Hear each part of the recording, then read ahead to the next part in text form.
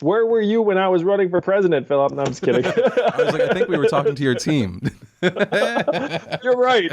I should go back there and figure out who dropped that ball. What's up, you beautiful bastards? Hope you've had a fantastic Friday. Welcome back to the Philip DeFranco Show. And this Friday, I want to do something a little bit different. Today, I wanted to take a longer look at and explore Universal Basic Income, or UBI. But before we jump into that, I want to take a second to thank the sponsors of the show, especially during this uncertain time, but also especially to the sponsor of today's show, Roman. In times like these, it can be especially hard to get treatment for common health issues, and Roman is a digital health clinic for men that's making high-quality care accessible and convenient. From connecting you with a U.S. licensed physician to delivering treatment from their licensed pharmacies, but more on that later. Now, when you hear UBI, a lot of you probably think of Andrew Yang, and even though he's no longer in the presidential race, he still succeeded in bringing this idea to the mainstream in the United States with his freedom dividends. That being the idea to give every American adult $1,000 a month. And now, with the coronavirus causing millions of people to lose their jobs and creating serious concerns around the long-term stability of the economy, discussions about UBI are probably more prevalent than ever. But basic income is not a new concept. In fact, ideas about basic income have been around for hundreds of years. And there are many different kinds of income support or guaranteed income policies that have been proposed and even tested over the years, but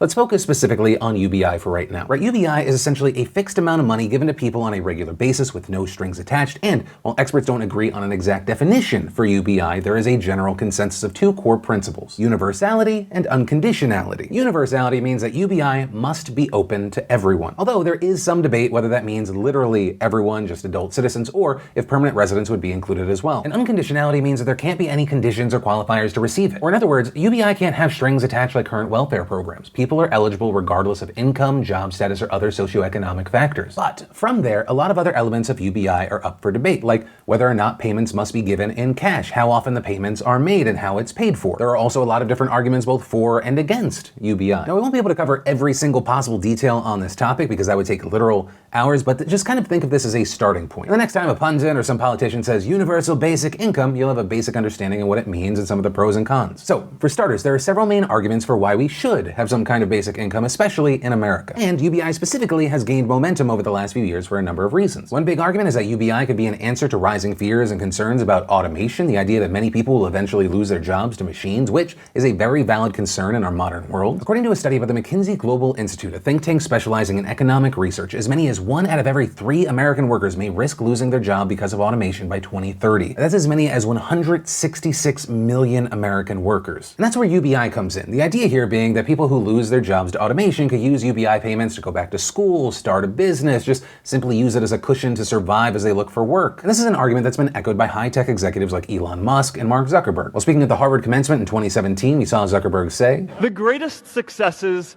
come from having the freedom to fail. We should explore ideas like universal basic income to make sure that everyone has a cushion to try new ideas." And that actually brings us to the second major argument for UBI: freedom. Those who support UBI argue that it will give people more financial freedom and mobility. When people have more money, there are not as many financial constraints on their decisions, and they have more options, agency, and independence. Similar to the automation argument, having extra income could give people more freedom to decide what kind of work they want to do based more on interest than financial need. UBI could also give workers more power to refuse work in bad conditions and for low wages, which could force employers to make pay better and improve conditions. But beyond that, UBI could give people more flexibility in general, whether it's the ability to just find a better job or simply have enough money to buy groceries and pay bills. It brings everyone to a baseline where not only can they more freely make decisions, they can also have more security. Which brings us to the third major argument for UBI: rising income inequality and poverty in the modern economy. Right now, the gap between the richest and the poorest people in America is wider than it's been in the 50 years since the Census Bureau started recording wealth data. People who support UBI argue that it will help close the gap and even the playing field by putting more money into people's pockets. That, according to UBI supporters, could break cycles of poverty that many people are trapped in for generations. And to that point, those in favor of UBI also argue that it can break the cycle of poverty in another way, by supplementing or even replacing welfare programs. Especially in the United States, people across the political spectrum argue that welfare programs like food assistance and unemployment are expensive and ineffective at actually breaking people out of poverty. That is largely because if someone on food stamps or another kind of welfare starts making more money, they lose that assistance. That both disincentivizes people from making more money or finding a job. And the thing is, it also causes a lot of people to fall through the cracks, like those who make too much money to qualify but not enough to be lifted out of poverty. But UBI could provide a simple, maybe even less expensive way to give people money. And unlike welfare programs, which are targeted, recipients could spend it whatever way they wanted. Now here, some argue that people who need the money the most will waste it on buying drugs, alcohol, or other non-essentials. But on that note, early data from a study in Stockton, California, which gives 125 people $500 a month for a year and a half, found that of the money that was tracked, recipients spent around 40% of their UBI on food, 24% on sales and merchandise, 11% on utility bills, 9% on car repairs and gas, and 16% on other expenses. Supporters also argue that this could cut down on bureaucracy and administrative costs in the current welfare system, right? Because welfare programs have rules about eligibility. In order to qualify, each person has to go through this complex and often confusing process that requires high administrative capacity and costs. For example, Social Security alone, which is one of the biggest social programs, has relatively low administrative costs at 0.7% of funding, and even then, that still comes out to more than $6 billion a year. But according to the Cato Institute, other programs specifically aimed at helping the poor run closer to 5%, adding up to roughly $50 billion a year. And from an administrative standpoint, UBI is simple because it goes to everyone. And so with all these tools to address poverty, supporters of UBI believe that it will provide other benefits that go along with poverty reductions. Things like improving health and education outcomes and reducing crime. And in fact, a UBI study that gave money to a farming town in Canada between 1974 and 1979 found there was a decline in doctor visits, an 8.5% reduction in the rate of hospitalization, and high school graduation rates improved. Other pilot programs in developing countries like Namibia showed both reduced poverty and crime rates while also raising school attendance as well. And with all of that said, there are plenty of other arguments for why UBI is a good idea, but these are the main ones we're going to focus on for now. And from there, we move to the arguments against UBI. Now to start off, the most common and generally accepted reason people oppose UBI is of course that it will be incredibly expensive to give money to everyone. There are a lot of different estimates for how much UBI would cost depending on the country and how much that UBI is. But in general, for most developed countries, experts largely agree that in order to see all the potential benefits that we just described, the base amount would need to be around $1,000 a month. Right, so a huge chunk of money for any country, but especially a country as big as the United States. And according to a working paper by the National Bureau of Economic Research, or NBER, a universal payment of $12,000 per year to each adult U.S. resident over age 18 would cost roughly $3 trillion per year. Right, that's around 75% of the total federal expenditures in 2017 alone. So the question becomes, how would the federal government pay for this? And there are two main proposals: increasing taxes or cutting existing programs. We'll touch on taxes first. According to the authors of the NBER paper, implementing this UBI without cuts to other programs would require nearly doubling federal tax revenue. Right, so the federal government would need to collect twice as much in taxes as they do now. But there's a few major problems with that. First of all, the political will might just not be there. Many Americans do not want to pay more taxes, and many politicians don't want to raise them. Second, if the federal government were to drastically raise taxes across the board, including for lower and middle income Americans, that could undermine the benefits of giving those groups UBI in the first place. And so to offset that, some people have proposed taxing the wealthier corporations. For example, when he was running for president, Yang proposed a value-added tax of 10%, which would tax the production of goods or services businesses produce. And according to Yang's website, the tax would make corporations pay their fair share and bring in $800 billion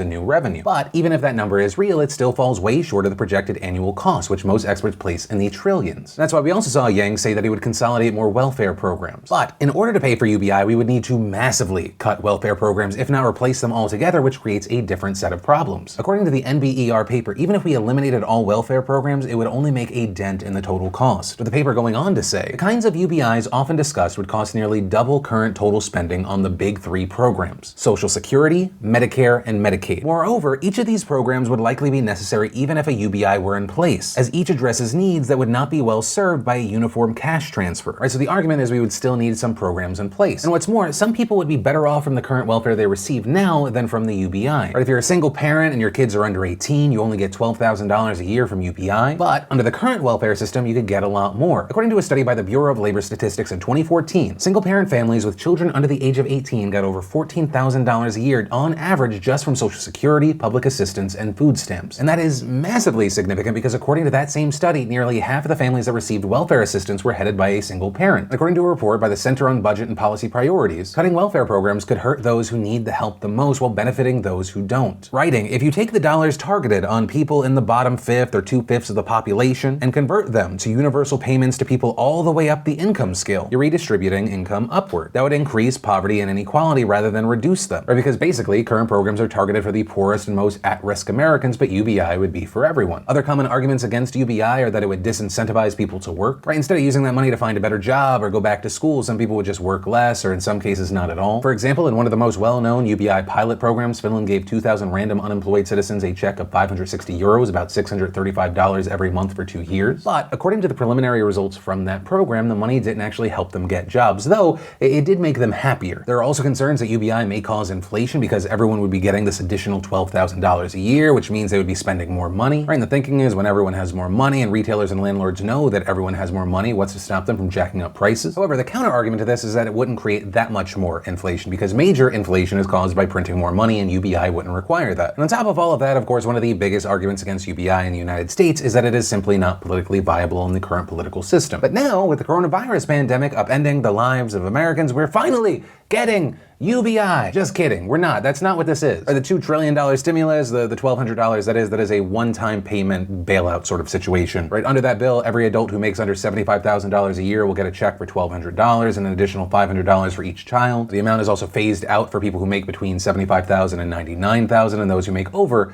$99,000 don't get anything. But that's still a lot of people. According to the think tank Tax Policy Center, about 90% of households will get some kind of payment. Right? And lawmakers are hoping that the stimulus will boost the economy, or at least support it for now. With this pandemic, businesses and workplaces all over the country have shut down, leaving many without jobs. There are already millions of Americans who live paycheck to paycheck, and now, a lot of them don't know how they're going to afford life. Right? And that also has an adverse effect on the economy, which is already struggling and at risk of sliding further into a recession. As more people lose their jobs and the economy gets worse, there is a multiplier effect. For example, if you lose your job, you're not going to spend as much money, you won't be going out for drinks, food, buying unnecessary clothes or electronics, or making other non-essential purchases. Now imagine that thousands, even millions of people are now in that situation. That hurts the bars, the restaurants, the stores, all the people that are employed at those places. Those places stop making money. They have to lay people off. Now even more people are unemployed. More people are not putting money into the economy. Right, so in order to combat this problem, most economists say that we basically have to just put massive amounts of money into the economy. So that's exactly, at least in part, what the federal government did with the stimulus package, and specifically by putting money directly into the hands of Americans. But many still feel that these checks fall short. Right, for some people, $1,200 barely covers 1 month of expenses. But there are also other problems as well. For instance, the $500 for each child only applies to kids 16 and under, but not for any other dependents, right? And so that means that parents who have kids in high school or college over the age of 16 who rely on them financially won't get the extra $500. And a number of those kids won't get the $1,200 sent out to individuals. Also, you have people pointing out that many immigrant families are ineligible because everyone in the household needs to have a valid social security number. Right? So if anyone without a social security number has used what's called an individual taxpayer identification number, right, when they file taxes, then no one in the household can get the stimulus money, even citizens. And according to reports, that could impact 16.7 million people who live in mixed status households. And of course, also there's the big issue of timeliness. Most people will be sent their checks based on information from their tax filings, so how you filed your taxes matters. So for people who signed up to get their tax refund by direct deposit, the government already has their banking information and they'll actually get it pretty fast. With reports saying millions of people will get it next week, and some will even see money as early as this week. But for people who didn't do that, meaning anyone who got their last refund in the form of a check, it's going to take longer. And because those paper checks will be sent out incrementally, with lower income people getting theirs first, the IRS has said that some people might not get their checks until as late as September because they can only print a certain amount of checks at a time. But the IRS has also said that it will set up a portal for people to upload their banking information. So if you want your money faster, keep an eye out for that. But with all of this said, we've also seen a number of politicians on both sides pushing for more long-term payments. This including the likes of Bernie Sanders, who wants to give every household $2,000 a month for the duration of the coronavirus crisis, as well as Republican Senator Josh Hawley, who proposed a plan that would give families between $1,400 and $2,200 every month as long as the crisis lasts. Also, even before the House passed the most recent stimulus bill, Speaker of the House Nancy Pelosi said that House Democrats will push for another round of checks in the next emergency stimulus package. And actually, according to reports, that next stimulus bill is already in the works. And in fact, this last Monday, we saw President Trump say that another round of checks are under serious consideration. And as far as what Andrew Yang thinks about this whole thing, well, I was actually able to ask him myself, and here's what he told me. So it's heartbreaking that we're in the situation. Certainly,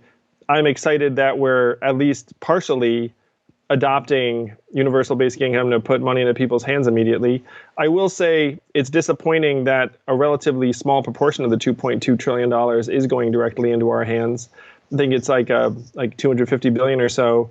And I'm disappointed that it's only once, because the fact is you put $1,200 or $1,700 into our hands in April, that money's not going to last that long. We're going to be in the same boat in May if we're all still in the midst of this crisis. So Congress should have had triggers and said, look, you're going to get this not just once, but every month until the crisis is over, whenever that happens to be. Because a lot of it, is not just concrete, it's also people's visibility, where even if you put $1,700 into my hands right now, if I don't know where my next paycheck's going to come from and I don't know when things are going to reopen, I'm still stressed out. I'm still not going to feel good about my future at all. Whereas if you say, look, your future is assured while we're in this crisis, then we might have more people that are frankly adhering to public safety guidelines. When I asked him what he would put in the next stimulus bill if it were up to him, he said that he agreed with Bernie Sanders' proposal. It would be $2,000 per person per month of the crisis. And then you would see everyone ease up. You'd have people feel like their future is going to be secure, even if this drags on for a long time. And there's a very real chance it will drag on for a long time. We also talked about the criticism that this is some sort of a Trojan horse UBI because it's open-ended and it's much easier to give the American public something than it is to take away. Well, you're talking to Andrew Yang, so I love the idea of it being there forever. It's not a Trojan horse in my mind, it's just a horse. Like, just ride up and be like, let's do it. The great thing is there was clear consensus that we needed to do this.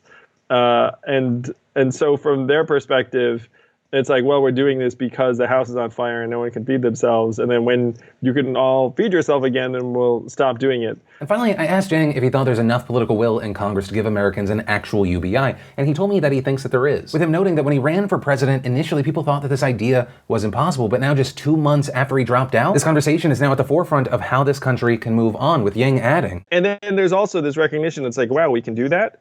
And we can do it. Tens of millions of us are going to get a check for $1,200, and we're going to like it. It's not going to turn us into different people. It's not going to turn our neighbors into different people. It's not going to make us all lazy. It's just going to help us pay our bills and have a path forward. And after we all have that experience, I think many, many Americans are going to say, we should probably do that again. So universal basic income is gaining steam, not just here, but Spain just said they're going to adopt a minimum income program that's not universal basic income, but it does provide an income floor.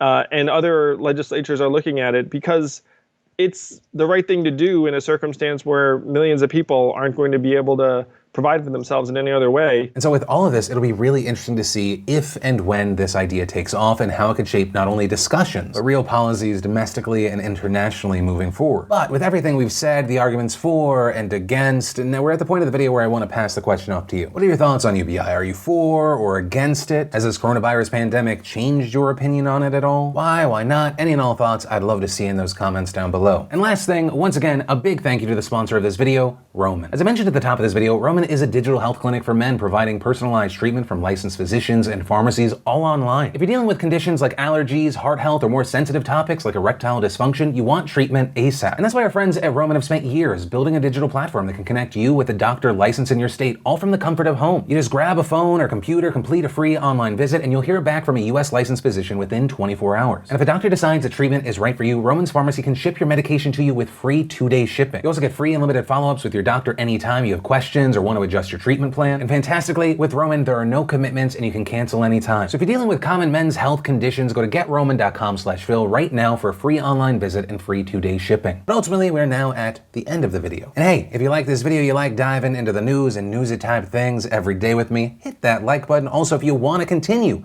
doing it, hit that subscribe button. Definitely tap that bell to turn on notifications. Also, quick side note, if you want to watch the full interview with Andrew Yang, because I thought we only had 15 minutes, but we actually had 50. We talked about a lot more. We're looking to post it somewhere publicly next week, but if you want to watch it all now, you can go to DeFrancoElite.com and subscribe there. Also, if you're looking for more to watch after this video, maybe you missed one of the last 2 shows I did, you can click or tap right there to catch up and watch right now. But with that said, of course, as always, my name's Philip DeFranco. You've just been filled in. I love yo faces, and I'll see you next time. I hope you liked the video. Subscribe if you like it.